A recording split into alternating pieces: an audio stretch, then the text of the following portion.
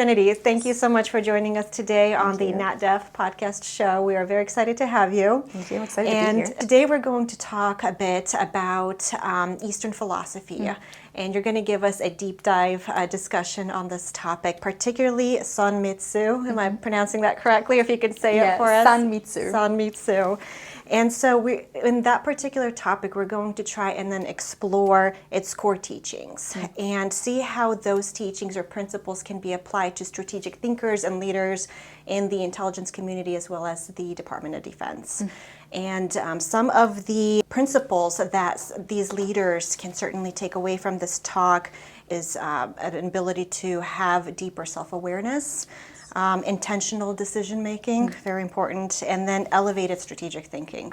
So before we get into all of those discussions, why don't you tell us a little bit about yourself? Yes, so I have my educational background. I have a BA in Criminology and Psychology, which I got from Indiana University of Pennsylvania. It's my home state, PA. There I studied a variety of topics. I focused a lot on the nature-nurture conversation, which kind of flows into what we're talking about today, as well as different things to do with perception of crime. One thing I was really big into was the criminalization of poverty and the justice cycle and how that can perpetuate. And then just recently I graduated with my MPS in Applied Intelligence from Georgetown. And there, on top of my core curriculum, I was also looking into how to optimize the human brain for strategic use in sort of an emerging field of cognitive warfare that we haven't really seen before. We've seen, psyops and that sort of thing, but we're seeing a new paradigm to it. And so I started looking into that. Other than that, in my personal research, I'm a researcher at heart, so that's what I do with my free time. I do more research. Pretty much the psychology of anything, religion, parenting, global issues, politics, anything under the sun. If there's a human involved and they're thinking, or not, I study it. So that's me. Fantastic. Yeah, well, thank you for that, and really want to see how what your research related to in terms of leadership and strategic thinking. And so maybe you could just kind of start off with describing Sanmitsu in terms of like the thought, word, and deed. Yes. Miko, in essence, is an active role in your own life. And the Sanmitsu plays into that. Sanmitsu effectively means 3 secrets. San means 3, Mitsu, sometimes translated as mysteries, more effectively as secrets. It is what we would call in Western languages thought, word, and deed. And so it is the essence of personal discovery and the human journey through Miko, is aligning your thoughts, your words, and your deeds. That's the basics of it. But you can also, and more frequently it's used not for your whole life, but for specific goal achievement that will then foster a bigger goal and a bigger goal and a bigger goal. So this practice is a bit of a nesting doll situation. Yeah. So seems to really focus. Right. And I am hearing your character development as well. Yes. Because you're trying to figure out, or maybe I guess forcing yourself to develop the character that you want to have. Yes. And so from there maybe can you maybe talk about the relevance to leadership as you're talking about these thoughts, words, and deeds? Yes, so I like to liken this to, which I may bring up later as well, because it's a prevalent thing in my studies. Sun Tzu's Art of War, one of the biggest points is something to know we study here a lot. Yeah. Yes, good, wonderful. I'm glad to hear that. One of the biggest things, then you guys must know, is to know your enemy is first know yourself. And so one of the biggest concerns potentially for somebody in a leadership role, for themselves and for others, is we so often act on routine. We act on ritual that we don't really know where it came from. Something I've noticed in my studies and in my own life, we don't really develop our own adult self-awareness until maybe our early to mid-20s, where we start liking things because we like them. We start doing things because we want to. I mean, even our favorite color changes because so often it's based on an emotional connection to a formative memory early on in life. And so with leadership, we want to make sure that our leaders, and as well as the people acting under them, are not acting on routine. They are acting with intent. They are acting in alignment with their personal identity, and that personal identity aligns with the mission at hand and the culture that we hope to foster around a mission operation in general. Thank you for that, Trinity, for explaining that. Can you also provide more insight into Sanmitsu Framework for strategic thinking specifically? And if we could explore deeper into its application. Yes. So I do want to first go into kind of why the words thought, word, and deed are wrong, so that we can get a better idea of how they can be visualized. I know it sounds a little counterintuitive, but anybody who's heard this before has heard the words thought, word, and deed, and we think we're getting it right. But it's a bit more nuanced. And so thought is less the formation of knowledge into an idea, prior experience into an idea. Thought is intention. It's the ability to visualize and conceptualize. It is the person you choose to cultivate. It's your identity. Words, it's not just the expression of information via articulation. It is the mantra, like I brought up. It's your voice. It's the speech you use in a given environment. It's how you choose to manifest your identity in the world. And then deed is not just a physical action. It's action with intent, targeted action. In some cases with those who study Miko, no action is performed without intent. If you don't have intent, you stand still. For strategic thinking, we want to make sure that we are employing this process of fully knowing and understanding what is the identity of what we're working on. Not only ourselves and the people around us, but what is the intent and the essence of the mission we're working on. What do we want to do here? And what are we most likely to do if we keep doing what we've always done? Because that's one of the biggest things I think even kids grow up with. If you always do what you've always done, you'll always get what you've always gotten. So you have to think through, where are we going, but where do we want to go? Then through the word process, words have power. Choosing your words very carefully. Now, I'm a big believer, and this is strictly my belief, that language is a human construct and we can rewrite it as often as we want to. But you want to make sure that the words you're using either align with yourself or align with your audience's understanding. Because there are times where you want to say something, but the way you feel about it will trigger a different adverse response in your audience. And so that goes back to the thought aspect of knowing why you're here and who you're here with and for. And so then the deed process, you want to make sure that your actions are aligning with the mission you want to cultivate, the culture you want to cultivate, and the people you want to cultivate. So this is quite literally the scientific process applied to life itself.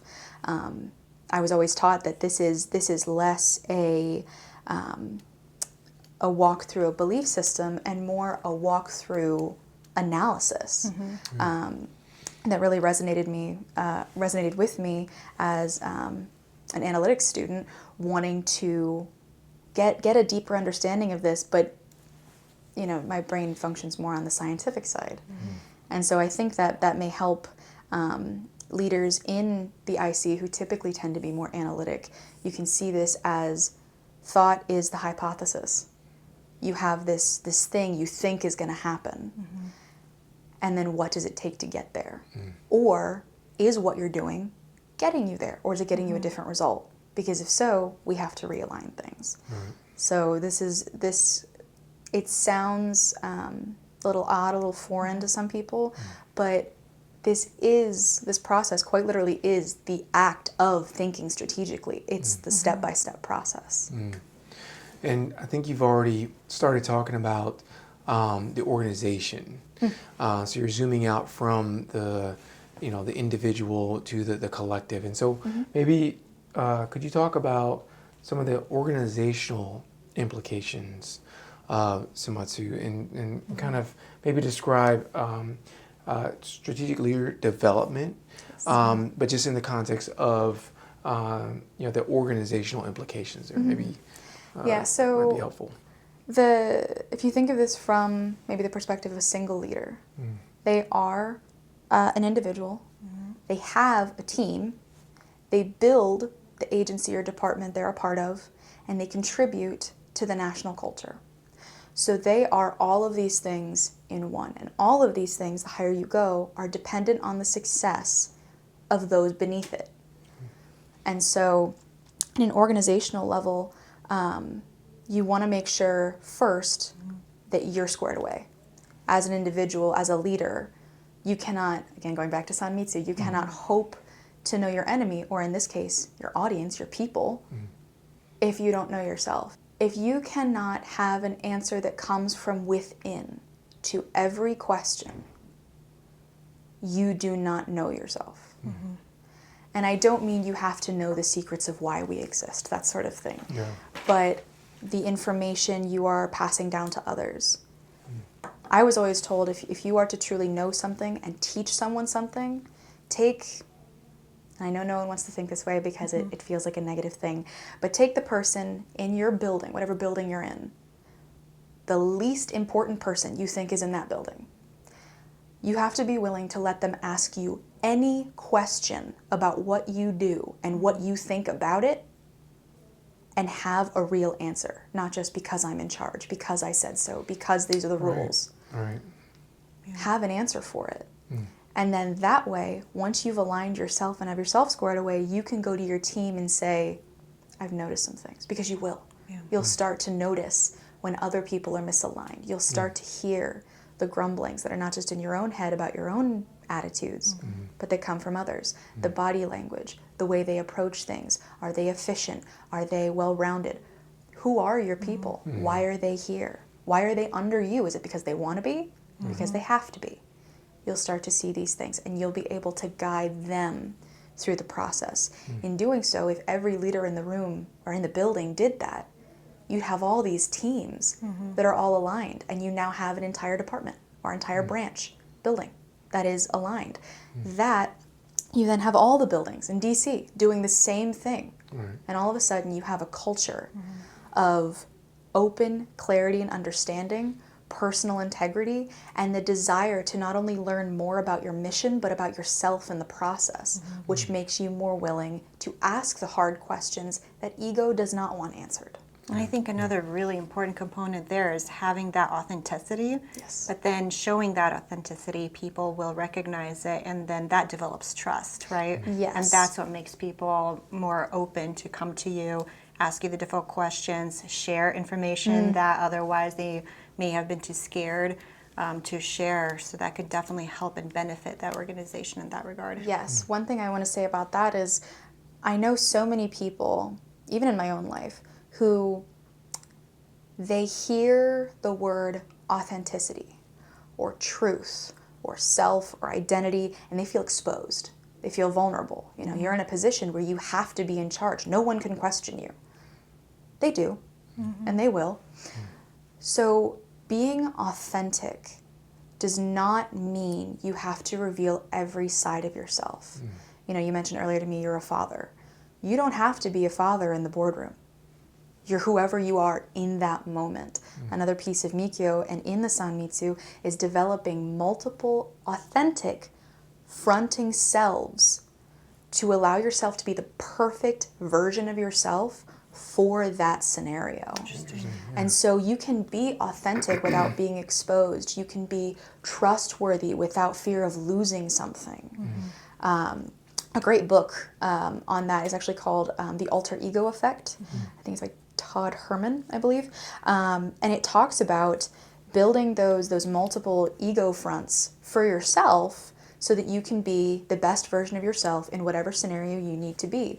But it also talks about, because, you know, it's not just, you know, leaders in the public eye. In the IC, we have lots of leaders that no one will ever see. And sometimes they are on a mission, they're out there, they're doing their thing, but they themselves are not what's necessary. And so they create an alternate persona, a complete alter ego, something that's not them. And that's actually perfectly used in Miko. We use that all the time, where if you feel you can't do something, you lack confidence completely in an issue, you think of, most commonly it's a character in your favorite book or movie or something. Yeah. And you dissect, what are their words and deeds? What are their thoughts? And how do I do that for this one moment? And then allow myself to let that go and go back to who I am best in a later scenario. Yeah, and thank you for that very detailed response. Right. I think about my own past where I've been put in different roles. I've had to be different people. Right. But this has been different from what I've read, which is that you should bring everything about yourself to each different role. So I think it's very fascinating that you're describing a complete different direction than some of the leadership research. Yeah, and it's not, I know some people will perceive it this way no matter what we say, because they hear the word character. And then that leads to make pretend, make believe. Right. You're not pretending to be someone you're not. You're learning from someone you've never met. Interesting. You're seeing, when we often watch movies, you see superheroes break down and cry and have these moments. In that universe, no one ever saw that, but you did. You saw parts of a person only they would ever see, and you can learn from that. That's the biggest part of this is an experiential learning curve through your life. And you don't just have to learn from your own experiences. Watch people, watch characters, and integrate it into your being. Because when I was younger, I was a little wild and loud. And so I watched my mom, who was very quiet, didn't speak unless she had a purpose for it. And then I was also very afraid of things. I was a scaredy cat. I was afraid of a lot of things. And then I watched my dad. My dad owns a martial arts studio. I trust that man with my life and the life of every person I know because of the way he handles things. And so I didn't just pretend to be them when I wanted to, put on the face of Jennifer or Jeffrey and do my thing and then go back to being a wild child. I looked at them, learned why it worked, why they did it, where it came from. And I would ask them, why do you do that? Where does that come from? And then I learned to integrate it into myself because I want that to be part of myself. So it's interesting that you say to bring your authentic self every time. So in a way, you have to. You can't leave it behind. But you can utilize it in a different way. You can turn it on its head. You know, when I said you don't bring a dad to a boardroom, you do though. And you can act with compassion. If you see something in others that you were to see in your child, they're scared, they're uneasy, they're anxious, they don't know what's going on, guide them with more of that.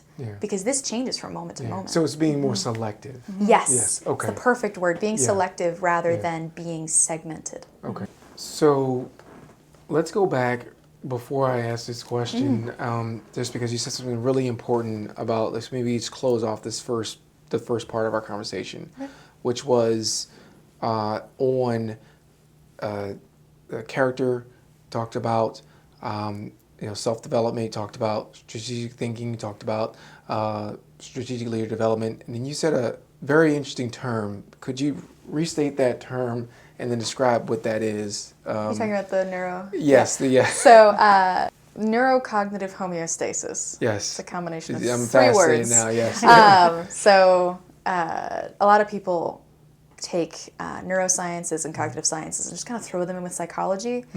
But the reason I use very specifically neurocognitive is because we're looking at how the brain function affects the brain output. And so when you reach a state of neurocognitive homeostasis, most of us have, it's where your brain is comfortable with where you are. It doesn't question itself. It doesn't question its authority. It doesn't question your authority figures. It doesn't question where it gets its information from, its thoughts, opinions, truths, beliefs. There's no questioning. And it begins building its actions on that stable framework. And so the whole idea of this, to close this off, the process of working through learning your thoughts, assessing your words and deeds, is to, and this is going to sound a little harsh, it is to break you. Because we need to reset the bone. Right. We need to build more muscle. Yeah. We need to break what is there to foster new growth of what could be. Yeah. Okay. All right. Awesome. Thank you so much. And this actually is a good segue into my next question, which has to do with accountability, clarity, ethical coherence. Just in the context of practical exercise and first steps to this idea of kind of the reset of the bone in your metaphor. Yes. So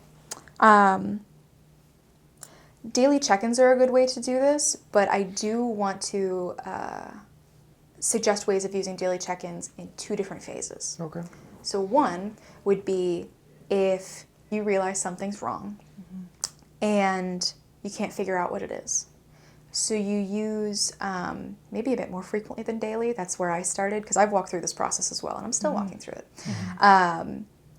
Anytime your brain can handle it, or you have the time for it, you do an action. You say a string of words. Stop yourself and go, why did I do that? Where did I learn that? What purpose is this serving for my day? Yeah. So I know if we just take, the morning routine, hitting the snooze is a part of my morning routine. And every day I ask myself why. I'm still trying to figure that one out. Is it because you're actually tired? Is it because you can't stand to face the day just yet? Is it because coffee's a little too far away right now? Or is it because you just can't stand to hear that nagging alarm a little longer? Ask yourself why. When you go, whatever your morning routine is, brush your teeth, brush your hair, wash your face, do you shower in the morning, do you not? Who taught you that? Why is that so mindless? Is it because you've done it so many times, or because you've seen people do it so many times? That's a good question for younger people who are only just moving out of the house, where they're seeing other people's morning routines constantly. Most of what we know is built off of what we're told, verbally or non-verbally. And so the daily check-in can kind of get you to think about, why am I doing the things that I'm doing? Right. And then you can ask yourself, do I want to be doing those things? And then once you figure out, am I who I want to be, or is there something else that I want to move forward to? Is there something else I want to cultivate? You can then start to check in and saying, am I doing what I want to be doing? You use a string of words. Does that mean what I wanted it to mean? Did they perceive what I wanted them to perceive? Is this going to help? Is this going to hurt? Because you get to a point where I'm nowhere near this point, but the enlightened ones will tell you, you get to a point where you stop having a yes answer for, will this hurt me? They've weeded all that out. You start asking the question, will this help me? Because if the answer is no, get rid of it. It's a waste of energy. And I think that's a big thing within leadership as well. You only have so many hours in the day. Right. You only have so many resources. So regardless of whether this will hurt you, will this help you? Because if the answer is no, why are you doing it? And so that's where the daily check-in can be used in 2 phases, to assess yourself, Right. and then to build towards better. Right. And in the, I guess, group setting, maybe you can talk us through some ways of, in the collective direction or aspect that some of the same practical exercises can be used. Yes. Yeah, if that's possible. Yeah, so you would do the same thing. You would analyze to assess what culture currently exists in the room, in the group. You would then see, as a leader, is this where we want to be going, or is this not? And then work to foster behavior and thought orientation towards the desired culture. So some of the things I did in my master's program, because we were in intelligence, was we did mock red teaming, wargaming, and presenting to decision makers. For red teaming specifically, why are we here as a group? Well, the answer is to red team. Why is each person here? Why are they in the room today? Is it because their boss said, you draw the short straw, get in there, or you really wanted to be, this is your thing, get in there, or because you're on a team that's just what you do. But then how did you get there? You know, asking these things. But one big thing within red teaming, because the point is to diversify outlook on a problem to get the best outcome. What in my life, or the lives of the people in the other people in the room, may prevent me from having the clearest view on this topic? Because when you enter this process, and I know it seems hard to assess this for other people, but when you enter this process, you become more aware of yourself and likely more aware of other people than they are of themselves. And if you want to turn around a culture, you want to turn around your team or your own life, you are now in part responsible for that. Do you stay around them? Do you keep them around if you have higher firepower, that kind of thing?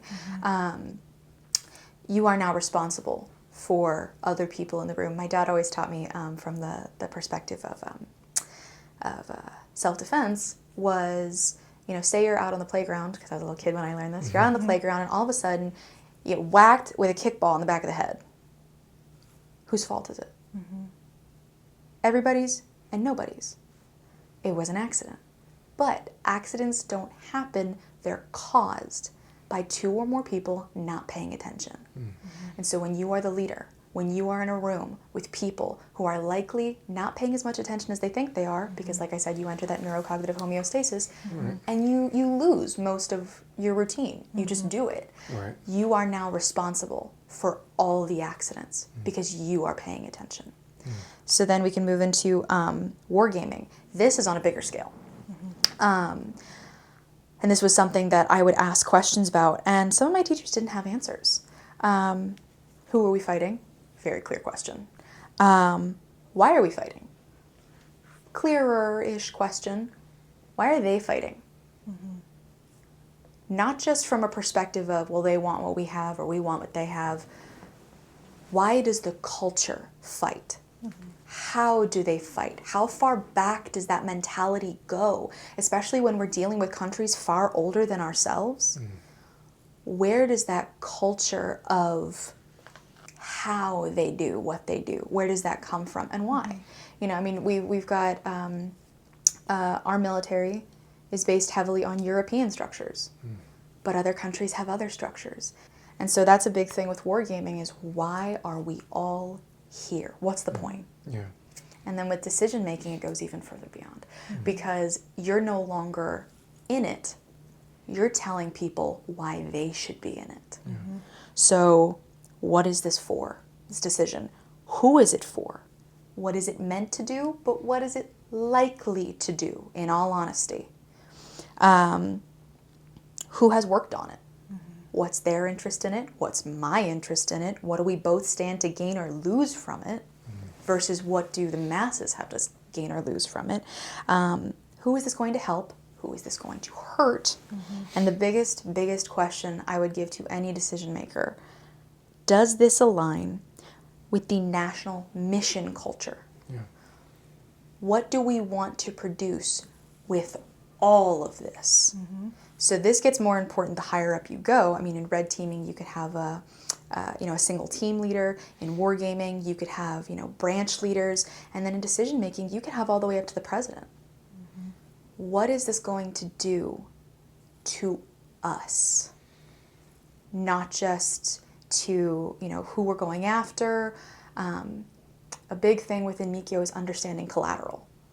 And that's not just in finances or physical resources, that's in human lives and quality of life. So I would definitely say for maybe a daily check-in for all leaders, but specifically higher up leaders. What did I do today? And I don't mean, I got coffee with, my secretary, I got this, and I got this, and I got this. In the world, what did I cause today? What did I just do? Because I think so many people, especially in leadership positions, you get into this idea of, well, this is just the job. I go in every day, I have my meetings, and I sign a paper, and I go home, and I couldn't tell you half of what it was because I'm exhausted. But that's a big thing for accountability, integrity, and clarity of self, for clarity of honesty. What did I just do? And what would I do better next time? Yeah. You know, maybe I didn't handle this press conference very well. Maybe I cut somebody off when they asked me something that attacked my ego when it had a perfectly fine answer. Right. I've definitely had that. I think everybody's had that in just everyday conversations. Right, right. You know, you tell somebody about something, oh yeah, this was so great. Well, what about this? Why would you ask me about that? It's okay. Yeah. If you're acting in accordance with your own integrity, your own identity, give the answer. They don't have to like it, Right. but it's you. Right. And that's what matters. Right. Right.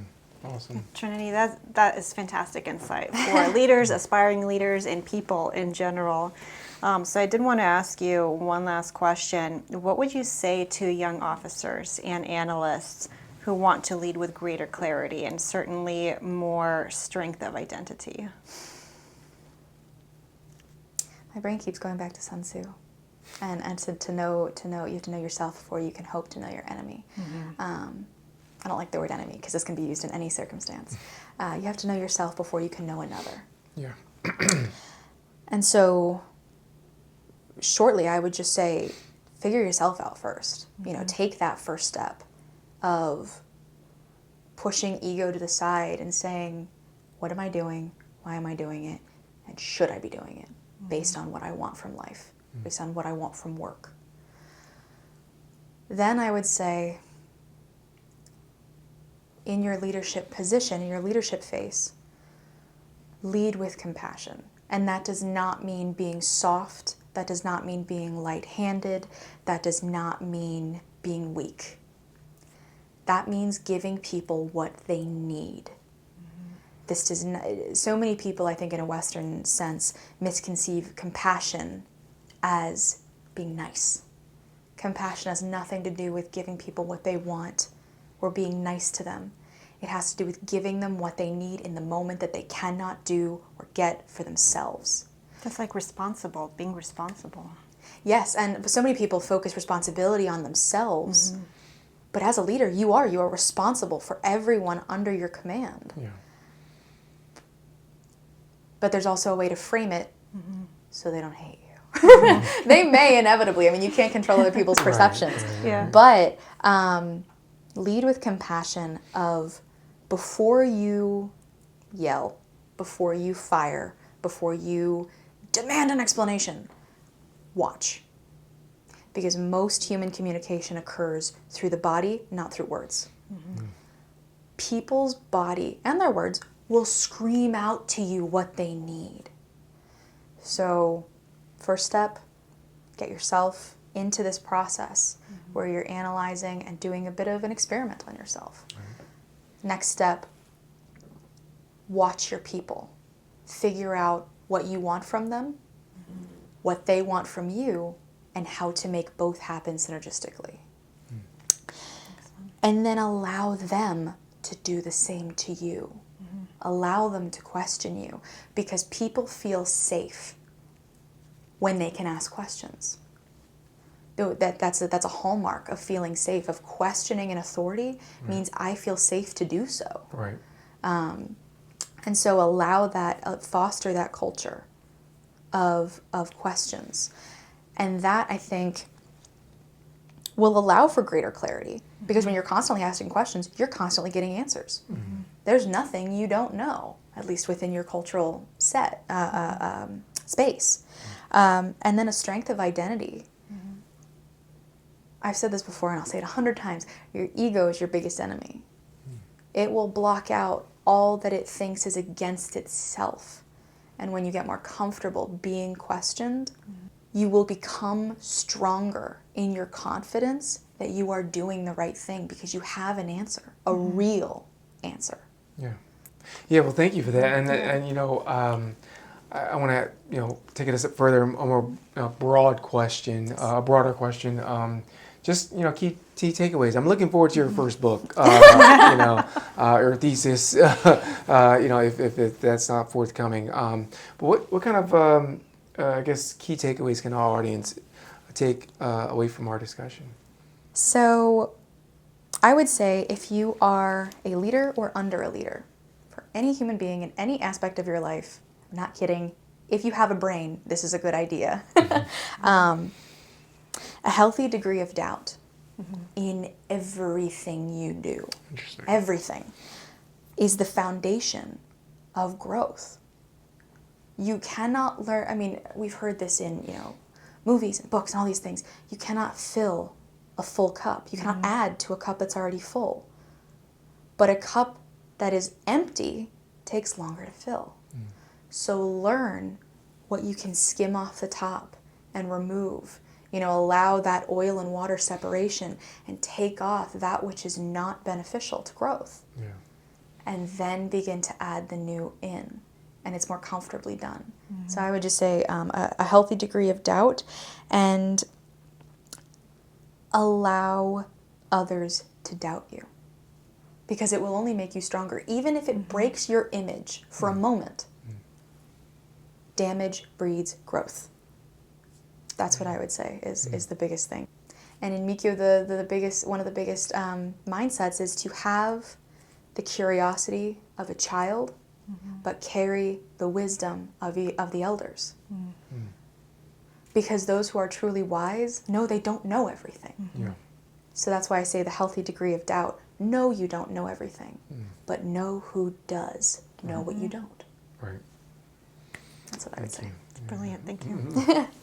So Trinity, thank you so much. It has been a pleasure having you here on the show, and we cannot wait to have you back again with more insights that you'll be able to share with us. But thank you very much, and we hope to see you here again. Thank you for inviting me. This has been a huge honor. I never thought that working on purely my own interests would lead to something like this. So I'm glad that it seems to be of some use to people. That's all I ever want my work to do. So Awesome. fantastic. Yes. Thank you. Thank you so much. Thank you. Yeah.